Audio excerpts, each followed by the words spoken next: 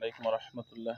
সম্মানিত ভাই বোন, আমার লাইভে যিনি প্রতিদিনের জন্য যুক্ত থাকেন সেই ভাই কোথায় একটা বার বলেন বাড়ি? কুড়িগ্রাম। রিয়াজ ভাই, এই রিয়াজ ভাই আমার লাইভগুলো দেখেন এবং আমার সঙ্গে ভালো সম্পর্ক। উনি আমার বাড়িতে বেড়াতে আসছেন, ওনাকে নিয়ে বাঘা শাহী মসজিদের ভিতরে আসছি সন্ধ্যার পরে। তো আমি ঘুরে ঘুরে একটু দেখালাম শাহী মসজিদের যে আমার পিছনে, ওটা দেখালাম।